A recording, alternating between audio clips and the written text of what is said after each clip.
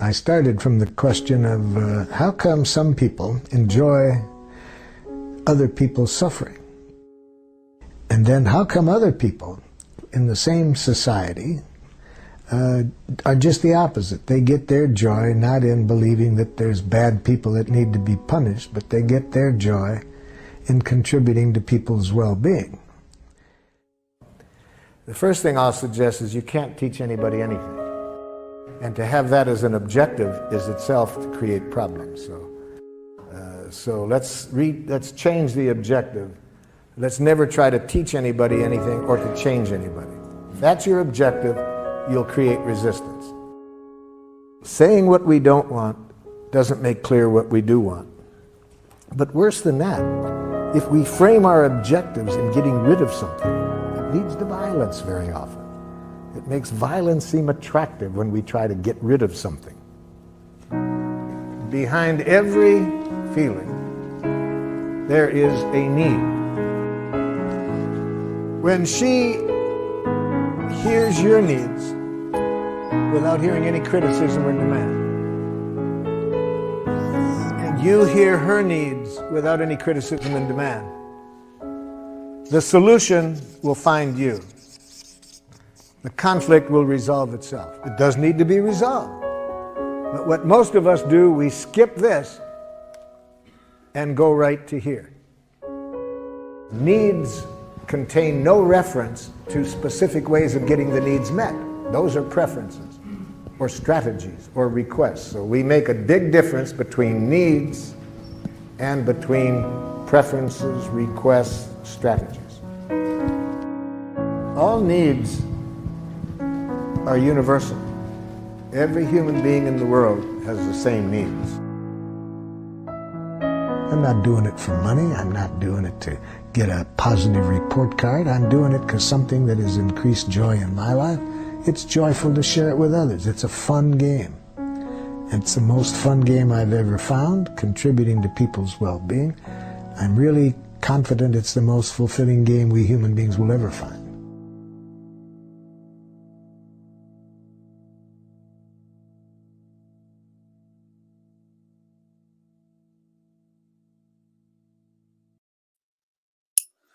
Welcome to Igniting Compassion.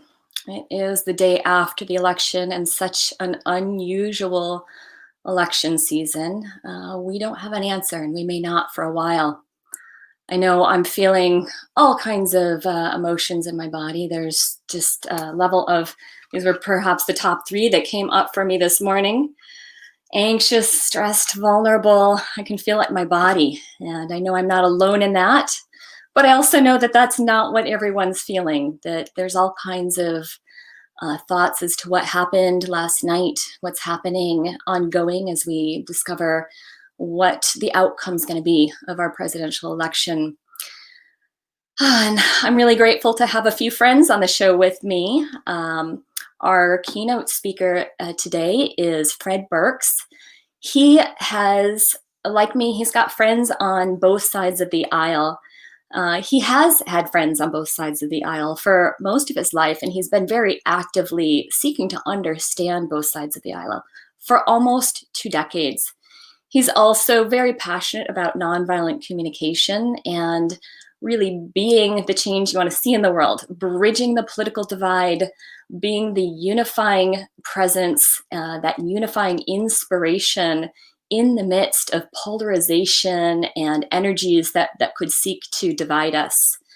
I know I've been doing these across the aisle events with John Kenyon, Paul Sterling, and Corey Tyler on Wednesday evenings, and have become very aware of how these political conversations are creating an intensity of polarization that has potential to tear apart the fabric of our social world, our relationships, our family, our friends, our communities.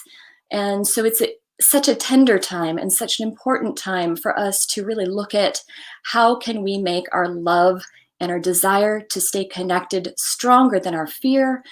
And this tendency towards separation, this tendency towards turning our friends and our family into the other, the evil other, I'm using the word evil in a way that's perhaps making joke or light of it, but I think all of us have seen that happening on social media in our communities. So this show is really dedicated to creating solutions to that challenge, to empowering us and inspiring us and reminding us how important it is to bridge the divide. And so with that, I'm excited to bring on my guests. We've got Fred Burks, Aslan White, and Katerina Amadora, all people who have various perspectives on the political spectrum, all people who are near and dear to my heart. And so I'm grateful that we can come together in the spirit of love and unity to have a conversation about how we bridge these political divides. So with that, welcome Fred and Katerina. Welcome, Aslan. Great to have you all on this show. Yeah. Great to be here. Yeah. And Fred, perhaps we could have you just begin by sharing with us what it is that you are feeling today as it relates to the election, the events in the world, and being somebody who's really bridging both sides of the aisle. Mhm. I'm actually today feeling pretty wonderful and calm. I guess, I have so many friends who are so anxious about what's going to happen. And I have always been interested in the deeper meanings, the deeper forces, the deeper purpose. And I trust and fully trust that whoever wins, we will manage it, we will surf. And so I actually I did vote, but I don't pay that much attention to the elections. I'm much more interested in how do we create a web of love around the planet that connects all of our hearts. And if we really focus on that, I trust we can surf through anything. Mm, beautiful. Thank you for that. Mhm. So in a moment, I'm going to have Katerina and Aslan also share what they're seeing, what might be running in through their minds as it relates to the election, what feelings are arising, what needs might be arising. And we're going to do a little demonstration in nonviolent communication. That demonstration is one of empathy. And so what we're seeking to do is to really have every person who speaks be heard, understood, and valued, right? So they're not just sharing something that is true to themselves and may not be true to other people, but they experience that they've been heard, understood, and valued, right? And we don't necessarily have to see things the same way. We might be seeing from opposite sides. Right. And this happens a lot in politics. One person's on the red side or the blue side. Of course, there's people who are choosing to be on neither. And it's so important for us to remember, just because I'm right about my view doesn't mean that the other person is wrong whatsoever. I haven't actually stepped into their shoes to see their side and the way they have seen it. So that's part of this work of nonviolent communication, is seeking to see the other side. And then a reminder from the Dalai Lama, only the development of compassion and understanding for others can bring us the tranquility and happiness we all seek. I notice even for myself, I can get caught in the game of, if you just believe what I believe, then I could be happy and feel better. But certainly that seems to be just a trick of the mind. And I found that what has really brought me the deepest tranquility and happiness is my willingness to hear other people's perspectives, and again, to really hear them, to understand them, and to value them, to maintain that heart connection.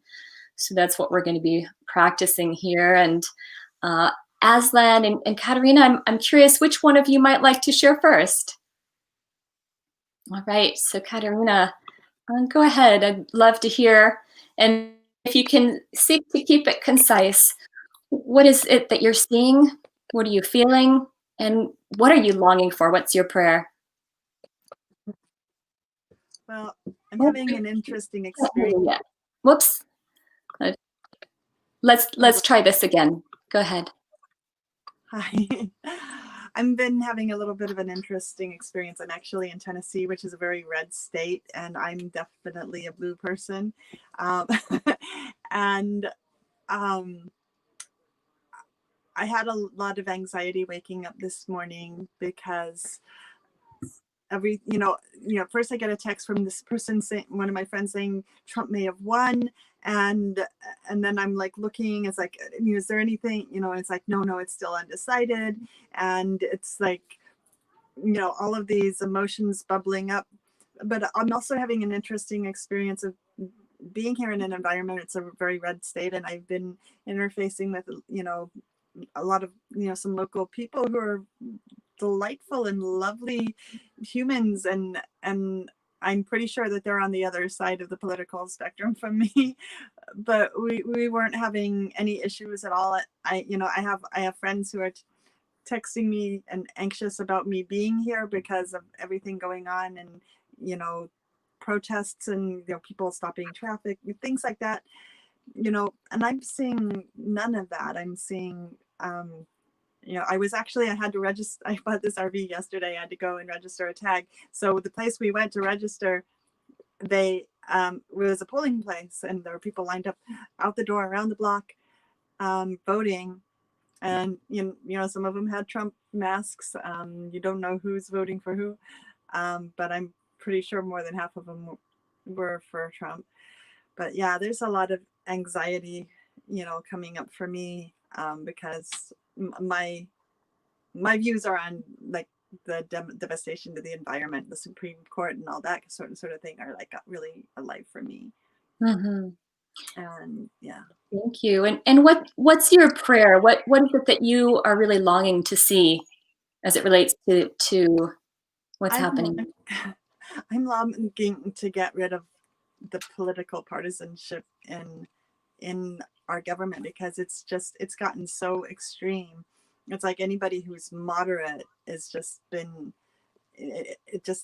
they just keep on pushing to more and more the extreme, so nobody can talk, no actual good work can get done.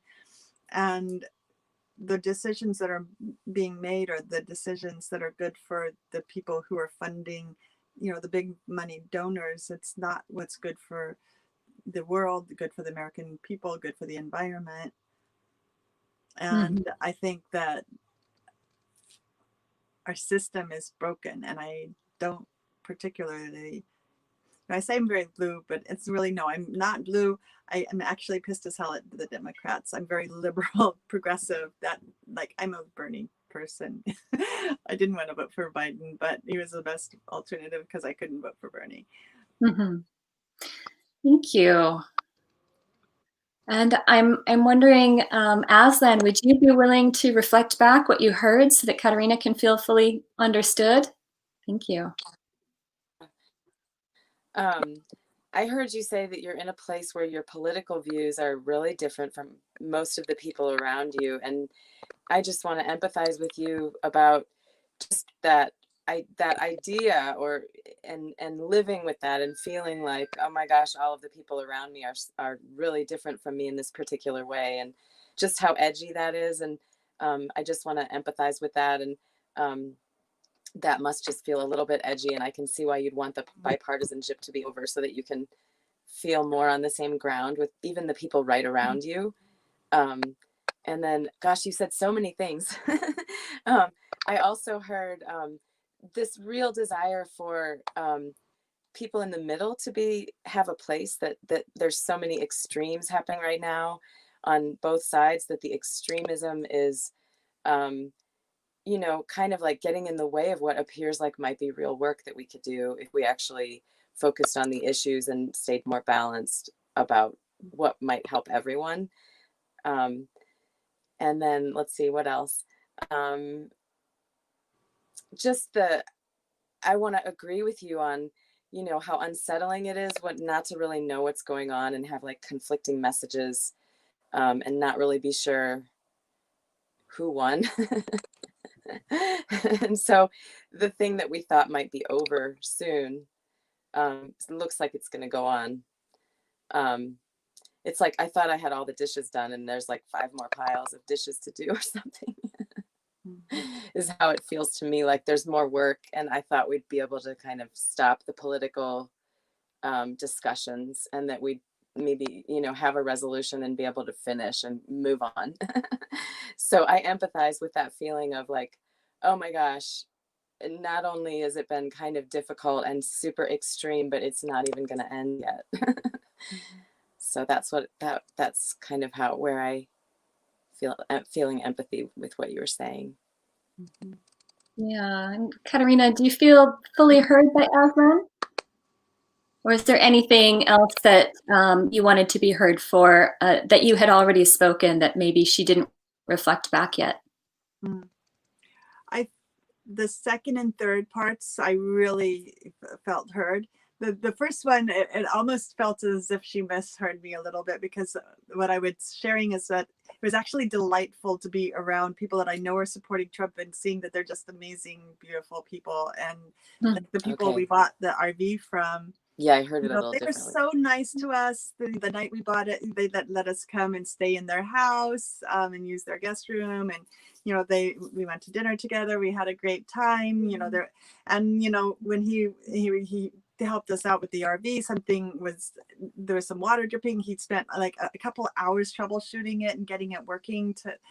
They were just so genuine and kind and beautiful people. And this morning we were talking, and I was, commenting on how I'm anxious about, the election, and he is too, of course. And I made a comment about how they should abolish the electoral college, and he was like, well, I got to disagree with you there. So that tells me right there, he's a Republican, because the electoral college benefits Republicans. It doesn't benefit the other side of the aisle.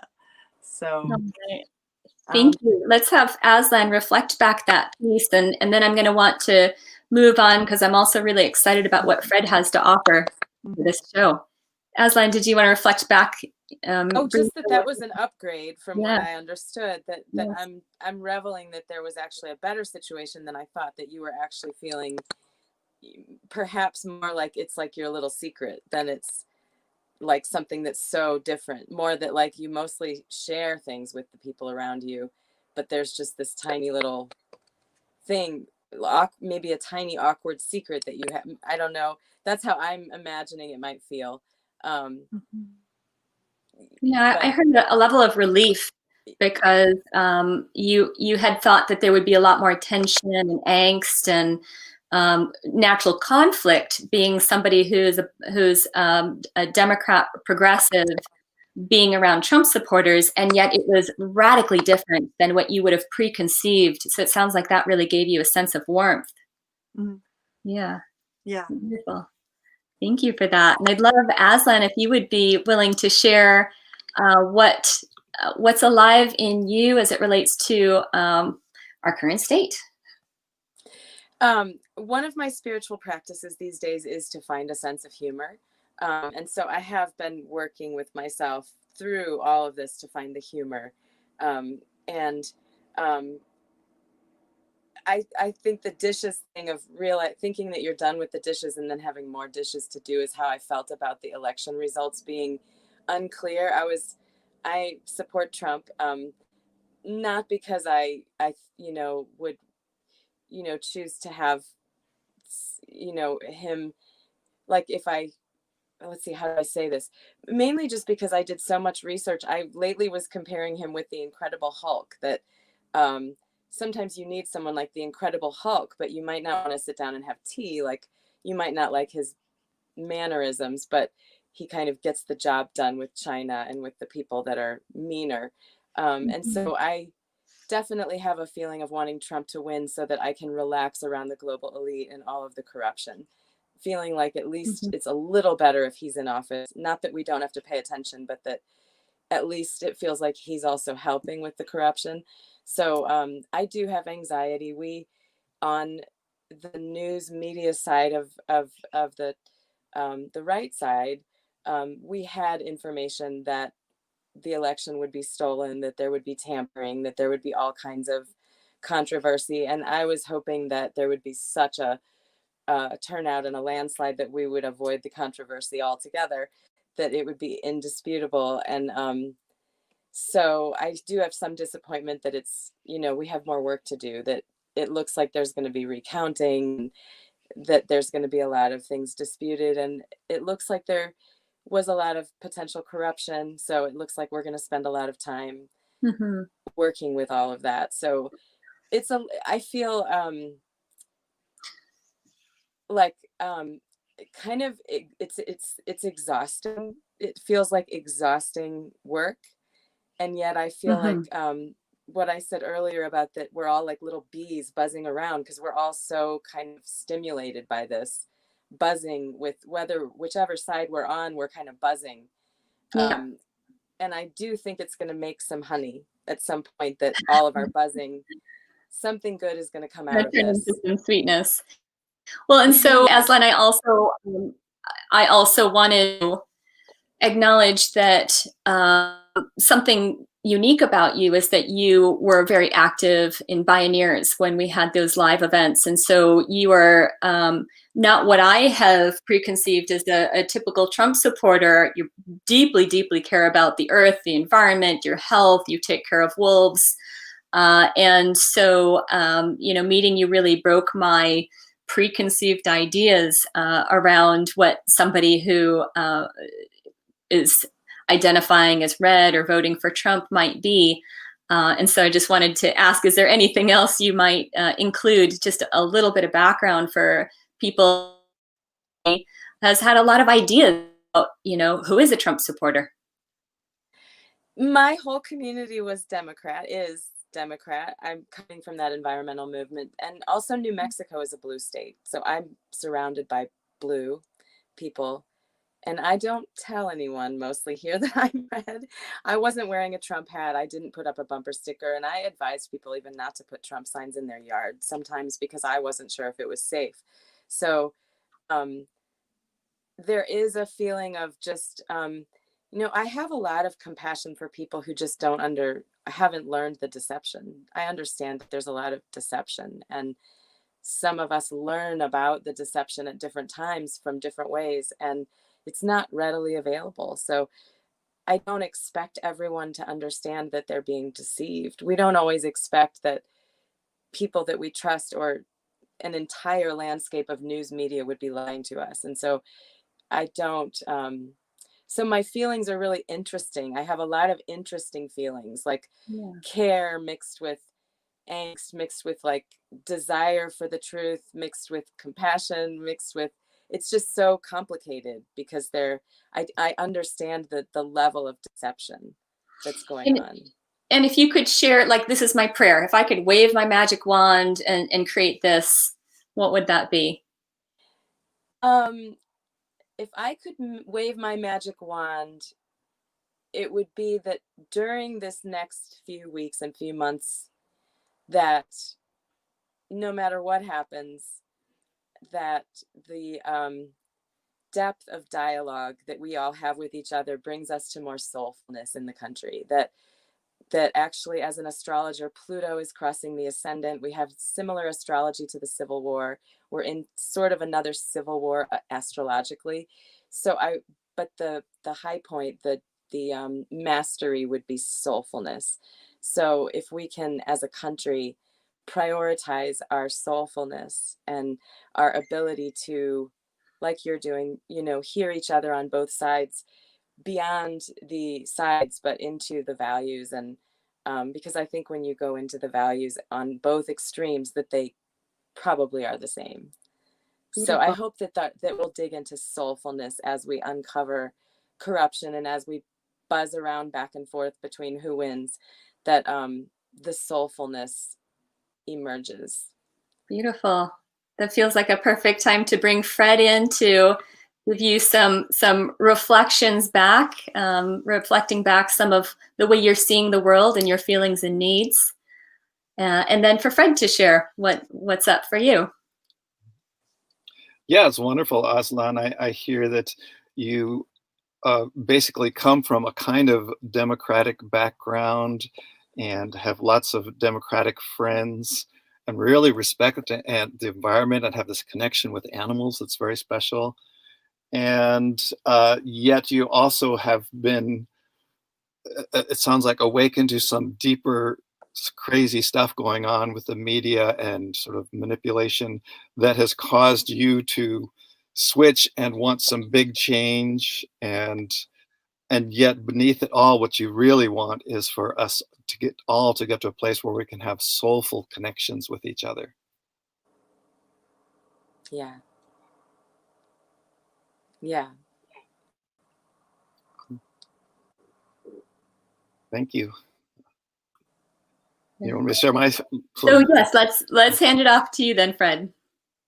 Yeah, I guess I just want to start that, I've had a couple big awakenings in my life that caused me to really see how so much we're all interconnected.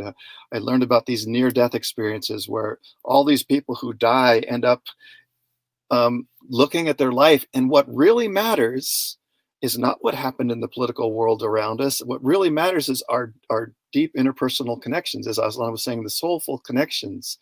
And so that's my, I'll call it a strong bias, is to how can we see how we're all interconnected through our hearts and our desire to love and be loved. And to me, I really see politics as kind of this game that's meant as a challenge that the universe, that the divine gives us, this challenge to see how much we want to get caught up in all of this, polarization, red versus blue, pro-life, pro-abortion. There's all these issues that seem to want to invite us to polarize. And I choose to not polarize. I really want to understand what both sides feel and do my best to be a force for honoring and respecting both sides. And this is why I've interestingly enough, I do research deep politics and see some of the forces underneath that are causing the polarization, but I'm not so interested in all the details in who wins the election. And yes, I know it does make a difference, but what makes much more of a difference is when I realize that it's not they who are in power, it's every one of us. And when we tap into our own power and do our very best in our own lives to do what we believe is the right thing to support soulful connections around the world, I have no doubt once we die, we go back and go, wow, great, good job. I'm so glad I didn't get caught up in that polarization. And I was a force for love and connection. Oh, wow. Thank you. I definitely feel inspired by that. I have been doing this show Across the Aisle with John Kenyon, Paul Sterling, and Corey Tyler on Wednesday nights. And I noticed that our conversation has attracted people from the entire political spectrum, everything from, of course, Trump supporters, Biden supporters, people who are more independent, but also what we might call more the extremes right now. We had somebody who is a self-described radical leftist, anarcho-communist, and we have somebody who's self-described as a Q supporter, and those at least have been said to be radical sides of the aisle. So at first we had a lot of conversation where we could understand each other and recognize that for the most part, there is a right wing and a left wing news funnels, I would call them. And Yes. belief systems depend on which news funnel you are deeming as being the honest one. So it was a collective mourning around that. And then after that, the conversation actually moved to how much people were in pain over the strain in their relationships and in their families and friendships and communities. And it didn't, like, you couldn't even track who was on the right or the left anymore. There was such a sense of sadness, like, people who I've had deep love or deep friendship with for decades, we can't talk to each other anymore. It's hurting our family. And so feeling that in this moment, Yeah. I so appreciate the message that you're bringing, that in the midst of these polarities, how can I be the unifying force? I'd love to hear what have you got for us? Like, what's the magic pill, so to speak, that can help us really stay in that unifying energy? Well, Katrina, I just want to first just offer some compassion, because I just feel so much your heart. I feel your desire to be in love, even as you have these differences, and that it's causing all this friction in your relationships. And so I just want to say, I feel you. And it's like, wow, that's so hard. And I've lost a couple friends. I wouldn't say I've lost them. We still love each other, but they don't want to talk with me. And it's like, because I'm in the middle. And in fact, it's so funny because they think I'm on the other side, Right. because I have people on both sides that are pretty much don't want to talk with me. So it's like, yeah. And, to me, I understand the forces of polarization that the universe is offering us.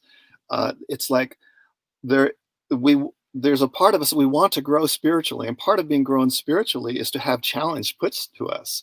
And right now, the big challenge is, how much do you want to slip into the us versus them, the I'm right and you're wrong, which of course feels so good. I'm right and you're wrong. I know I'm right. And it gets all those hormones going that you feel good about it. But, there's a great question. It's like, would you rather feel right, or would you rather feel happy and Yeah. connected? And if you really want to feel happy and connected, you can catch yourself when you're feeling like, I know I'm right and I know they're wrong. That's a little signal like, oh, wait a minute. Let me stop here. Let me take a breath. Let me see if I can feel the heart of this person, and trust that they are moving from a place of wanting a better world for all of us. Yes. People, people say, well, does Trump really want a better world for all of us? Well, Trump, he does want a better world, and, the thing is, everybody was once a little baby and just wanted to love and be loved, and if you knew their family upbringing and everything that happened to them, and really understood and had compassion for where people are, then we could actually work with that. And I know that we would live in a much softer world. And so, I have, one friend who just keeps sending me stuff and saying, you're a Trump supporter, you're a Q supporter. And I, by the way, don't support either of those. I'm not against them and I don't support them. And I just send her back, hey, I love you. And, whenever you're ready to talk from a place of love, I'm happy to talk to you. I would love to. And she still doesn't want to talk to me. So, but I trust that the message is getting through. I'm not fighting against her, trying to prove that she's wrong in her thoughts about me. I really want to focus on, when you're ready, my heart is here open and I'm willing to talk with you from a place of heartfelt connection. That seems like master ninja move in a way. I just noticed the challenge. Like you said, I'm not even arguing about whether her thoughts about me are right or wrong. Yes. And Oh, I yeah, just she thinks I'm a Q supporter. She's convinced, and I'm a Trump supporter, which is not Right. truth. I did not vote for Trump. I did not vote for Biden either. I voted for the Green Party because I couldn't support either of them. And she thinks I'm a Q supporter. And I do think there's some things that Q is doing that are very good. But I also think there's things that Q is doing that are very polarizing and that are not really helping the situation. So I'm in the middle. Mhm. But people on both sides tend to see me on the other side because I'm not supporting them. And I'm Right. okay with that. I understand why they're doing it. And being okay with that is what's the key. Like, what if I just know that they really do want to love me? If you move on the assumption that on the deepest level, everybody really does want to love and support you, but they forget, just like we forget. And if, like, one of the biggest things I find, I actually do counsel people sometimes, it's like, if you're really stuck, stop and just breathe for a minute. Sit in silence. So can we sit in silence for a minute? Mhm. Can we remember that what we really want is to be connected? And we can have our differences. I've numerous times I would say, can we agree to disagree? Because isn't that a beautiful thing when we can really agree to disagree, but Yes. we do our best to understand each other? Do our best to understand each other, agree to disagree, and seek to maintain that energy of heart connection. Yeah. Yeah. And deep listening, it's so hard to listen deeply when you get emotionally attached to a viewpoint. Absolutely.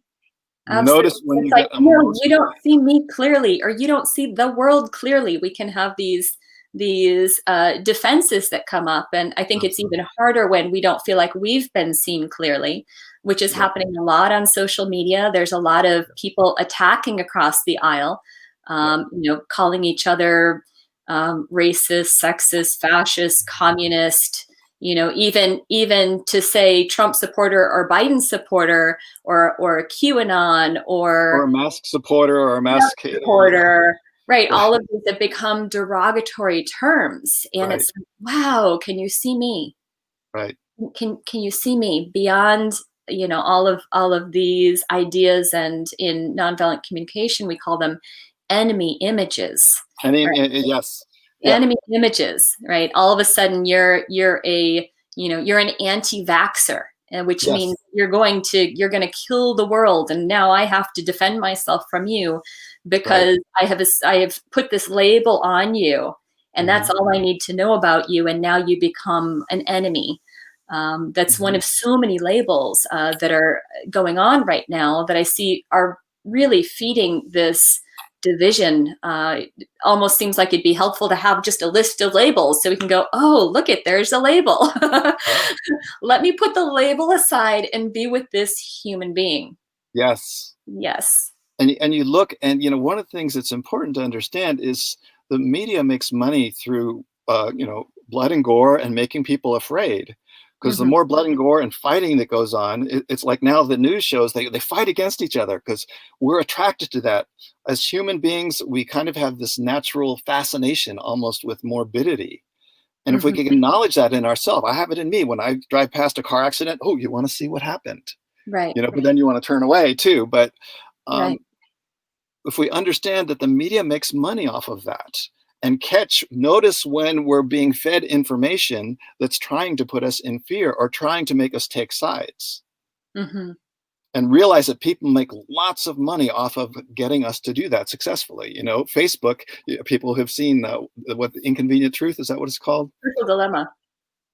Yeah, social dilemma. Thank you. The social dilemma, how they actually strategize how to cause people to really polarize. Hmm. So once you realize all that and you remember, and this is the key, remember that we all really want to love each other. Hmm. And if you can take a breath, magic can happen. And I've had some friends open up and now are starting to talk with me, because I'm just holding this and I'm going to continue to hold this energy. And yes, I've gotten caught up at times in the beginning, particularly when I could see things were just going crazy. I got caught up in my own opinion, but Yes. then usually within a few days, I was able to go, okay, I'm sorry.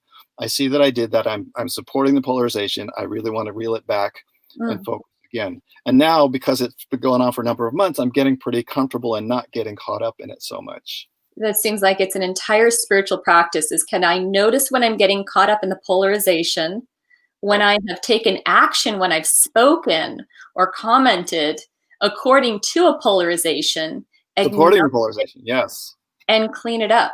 Say, I'm Yes. sorry, I fell into a polarization and I'm choosing connection Right. over polarization. Which is not to say that I don't still disagree with you, because people have, then I still put out my thoughts in a way that I feel like is not polarizing. Well, you just said this. It's like, no, I didn't say we're still in disagreement, but I want to focus on our connection. Hmm. And I'd rather not talk about it if it's going to be. So I have to be careful because I actually have a lot of followers. I have a big email list and 5,000 friends on Facebook and all that. So you know different people interpret things different ways, and it's not an easy road to go, because when you're in the middle, there's a tendency for people to want to attack you from both sides. So Right, I do right. want to share my thoughts, but I want to do it from a place of inspiration. And that's where I check, is this something that would be enlightening or inspiring to share, or important knowledge?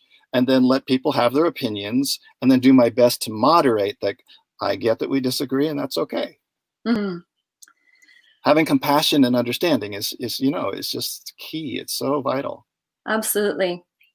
So, for myself, I don't know if I've ever told you, but I was born and raised blue, a Democrat, progressive Mhm. end of Democrat, third generation, and I've been Mhm. pretty much surrounded by that. The towns I've lived in have all been progressive Democrat. Like, I've had very, very few friends who are Republicans, and I think I had been trained or conditioned into a narrative that Republicans are, and fill in the blank. Yes. I had all of the stereotypes about Republicans, and honestly, it wasn't until this election year I maintained just a few Republican friends because, like my friend Aslan, it's like, okay, you love Earth, you love nature, we have these shared values. I see you as a sister. They were all women, and so I chose to maintain that connection, even though it was really uncomfortable for me as we went into the beginning of 2020. And I found by the early summer in 2020, I actually had a breakthrough where I was able to release the discomfort and enter into, it was that image that I had put up earlier, this idea of, okay, just because I'm seeing it this way and I see it really, really clearly does not mean that you are wrong. In nonviolent communication, we seek to go beyond these ideas of right and wrong and into compassionate understanding. So I actually was able to build that bridge and listen and simply put my own opinions aside long enough that I could reflect back their thoughts, their feelings, and their values so that they felt fully heard, understood, and valued. And again, we maintain that heart connection.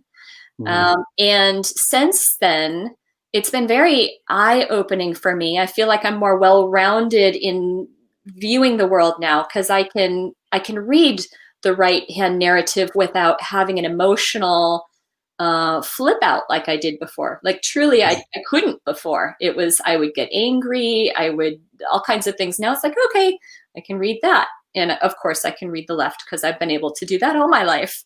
Right. And I have a number of friends on both sides. And like you, I've had this experience of, I think it's the same as when you're mediating two people who are in conflict. If you start out by listening to one and giving them empathy, then the other person thinks sometimes that you've then taken their side. You're agreeing with them and you're taking their side. And the only thing is, you're just listening to that side currently. And but really trying to understand it. We got to listen to the other side as well. Yes. Yeah. I want to salute you because I can imagine growing up all such a blue state to really step out during the election year and say, okay, I really want to understand that. That's like, wow, thank you for your willingness to really try to understand the other side. It takes a lot. It takes a lot. It seems courage to question your own beliefs. Oh my goodness, huge courage. The ego gets identified with the beliefs, like, this is the way the world is, and don't tell me it's different than that. So I definitely went through a lot to be able to make that leap. And I've noticed that very few people are willing to do that. But the number's growing. I really appreciated, what Katarina shared with us earlier about how she's been in a red state during the election. And, probably shared a lot of the same ideas as I used to have about, who are Trump supporters, and then had this lovely experience of like, oh, these are really kind-hearted human beings. And our thoughts are different. But on a level of human to human connection, I'm experiencing care and consideration and kindness and respect and the qualities that are really important to me.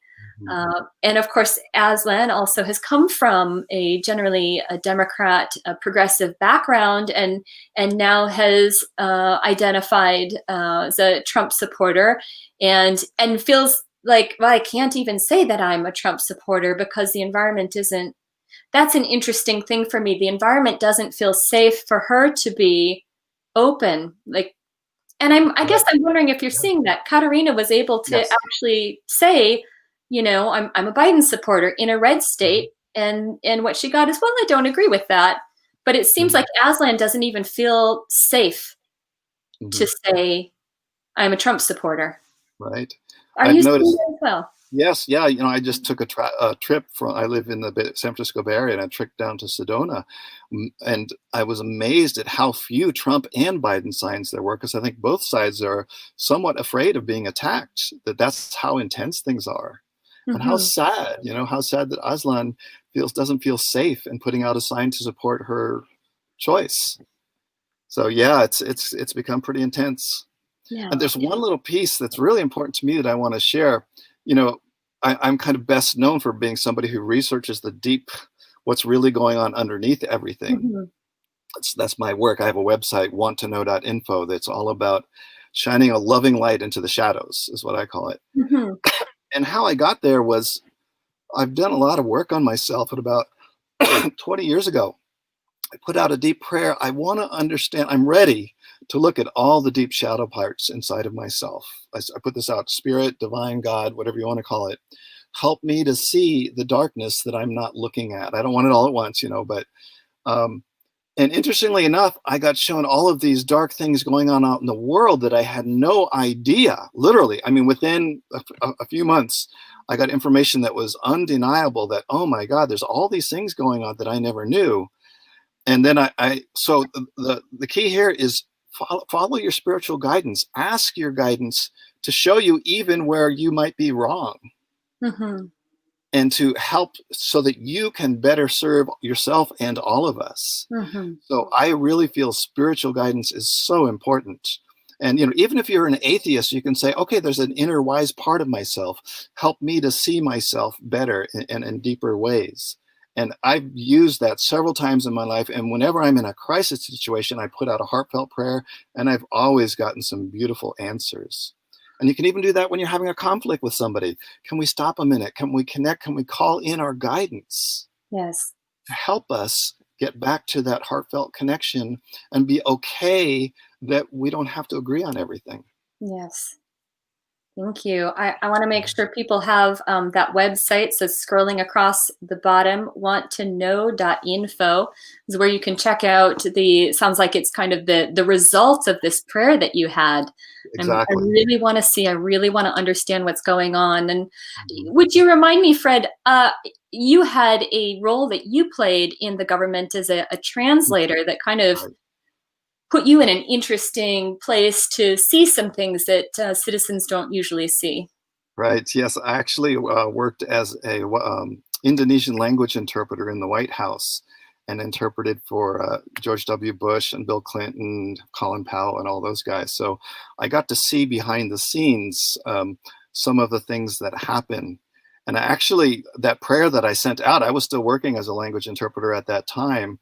And once I started seeing this and I started sharing it with some people, I had some people even giving me inside information. Well, if you really want to know what's going on. So, yeah, I've been very blessed. And I know that Spirit put me there because what I did in those meetings, when I was sitting in high-level meetings and I wasn't interpreting, I was doing my best to channel that loving energy and invite these world leaders to really be able to share that soul-felt connection, even as they're dealing with how to handle a nation and in international relations. That's pretty high up. Yeah. Yeah. What a way to drop. If you do a quick search on Fred interpreting stories or Fred Burke's interpreting stories, I actually have a pretty fascinating write-up of so many fascinating experiences and some of the things that I saw that were like, really? Mm-hmm. Mm-hmm. Yeah. So I'm very blessed to have a lot of contacts. Once I put out this prayer, people start coming in and say, hey, I've got information and I want to share it with you. Actually, they don't usually they give little hints first, and then I pick up on the hint, and then they give me the information. So as you're saying that, I mean, I'm really thinking about, again, this challenge of having basically two news funnels. We've got a left-wing and a right-wing news funnel. And I guess I'm noticing, it's like there's such a longing to know what is honest and what is trustworthy. And it's really easy to be in either funnel and think that the other one is false narrative. Yep. I can't assume that either of them are totally true, right? Everybody's got their bias. Everybody's got some piece of truth and some piece of twist. Mm-hmm. But you actually had access to information that you're never going to see in the news. You can't research on Google. And I guess I'm wondering, based on what you've seen, like, do you have any answer to this? How do we find the truth amongst the news spins, whether they're right or left? I think the key is to, as you said, there are two strong funnels that want to keep us polarized. And social media has done a very good job of actually enhancing that. And it's gotten stronger every year. So the key is question yourself, question your funnel, and how much are you willing to, it's not just look and see if maybe they're right. It's because that's not the attitude you want to have going in there. Try to understand why the other funnel believes the way they do. if you can have that question as you explore, okay, why are they responding this way? To have that compassion, even if it's somebody you don't know, like some newscaster or something. And then, like sometimes it comes back to, like maybe as a little boy, this person was really damaged. And so that shapes their whole view. And they think you have to be strong in order to win. Mm-hmm. And can we have compassion for that? Mm-hmm. Can And we it's have really compassion for the important mean to bully? that deep research, because there's also so many stories. I mean, I know that there can be hit pieces on people, so right, propaganda pieces that claim to be telling you the truth about a person. Yep, all the time. Yep. There can also be the opposite. You might have somebody who is doing a lot of damage in the world, but they've got a really great PR firm, and so they've got these pieces that make them look like they're a saint. And so, like, how do you actually get? How do you get to reality? Well, Especially when you want to hear, like, I want to hear this particular. I don't have a great answer, but I do have some answers. So Okay, I don't think anybody can really answer that well, but anybody who claims to have truth with a capital T, I know the answers. I can tell you what it's all about. That's the people I don't listen to. Mm-hmm. And, I want to understand them and have compassion for them, but I'm not interested in the information they have to share with me. The ones I most value, like, well, I could be wrong about this, but here's what I have. Mm-hmm.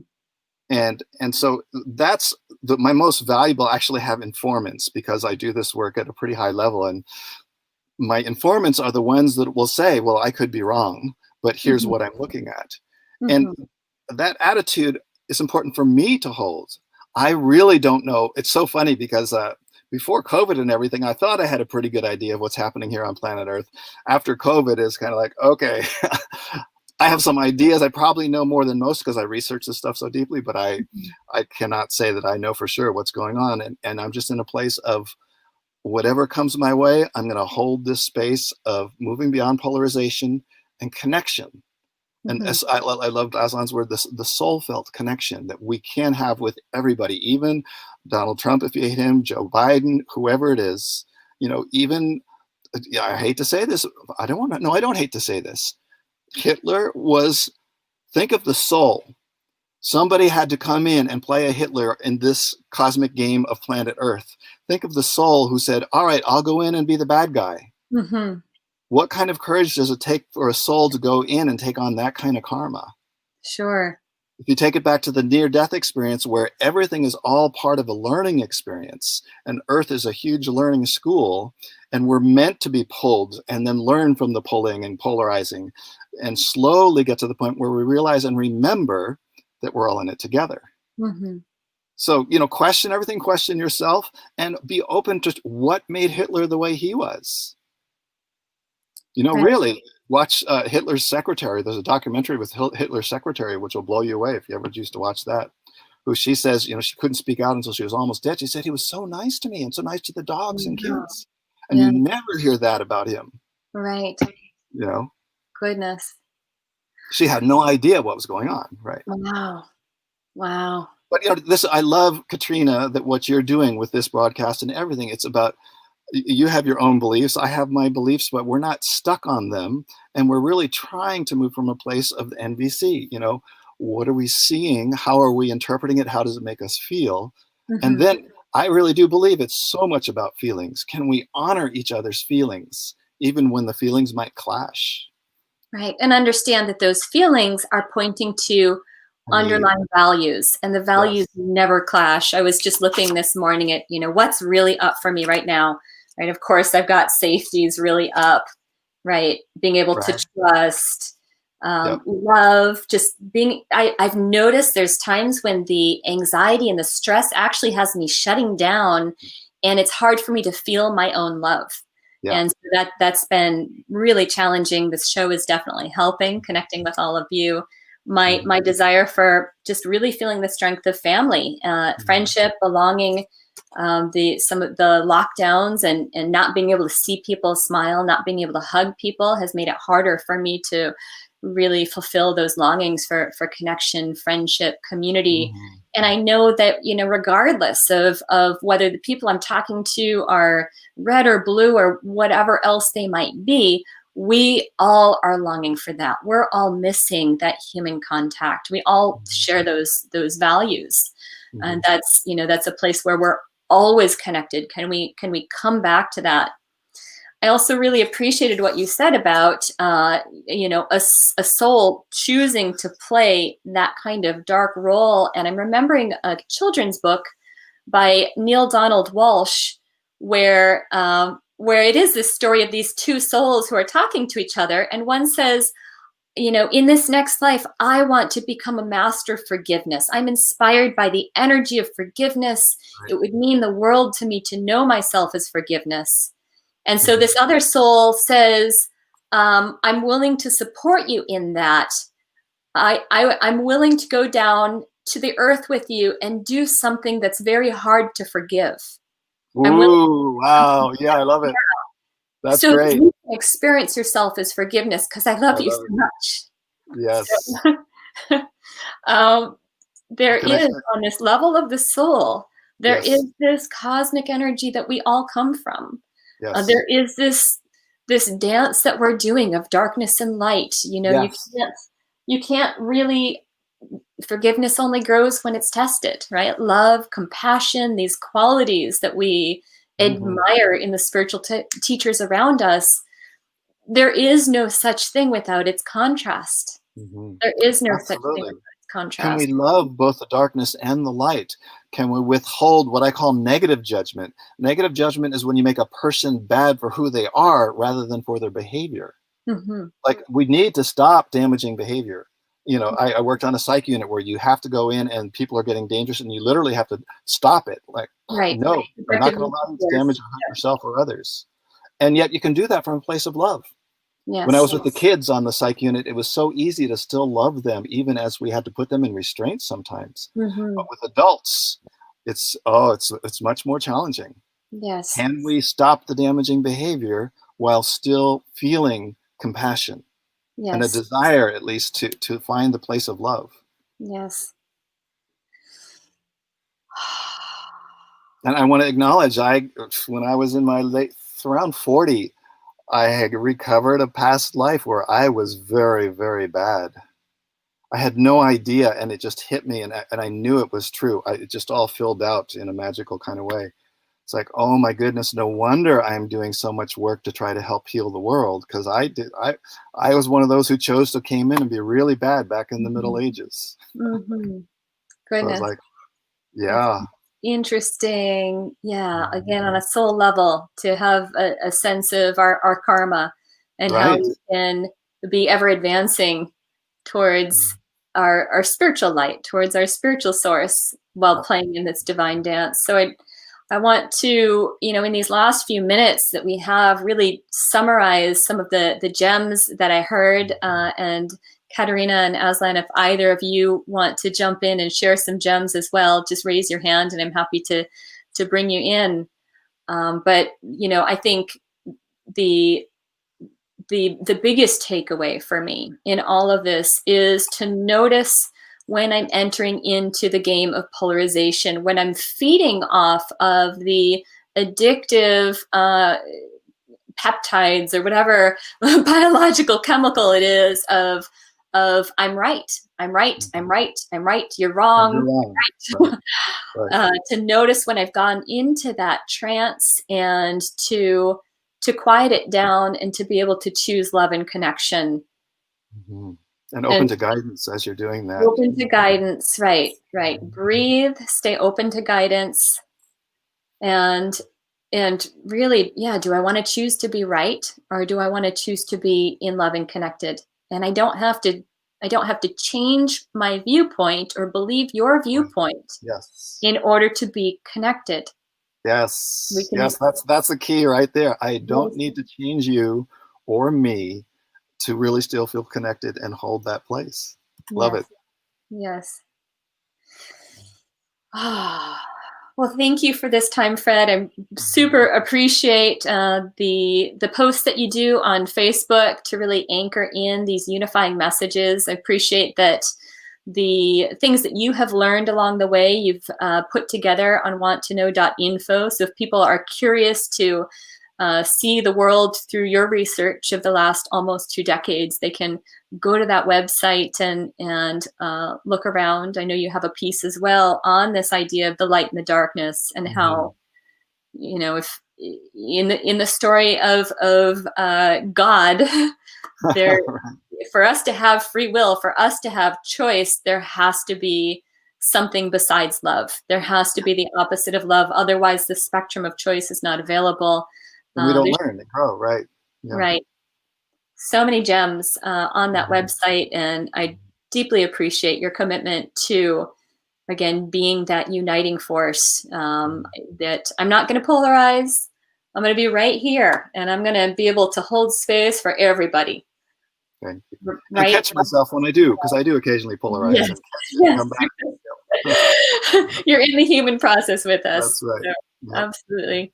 Yep. Great. Well, Thank you, Katrina. absolutely. So good to have you on the show, and look forward to continued connection and conversation with you on this very important topic. So thank you. Much love to you and to everyone. Thank you. May we feel it and be it. Yes.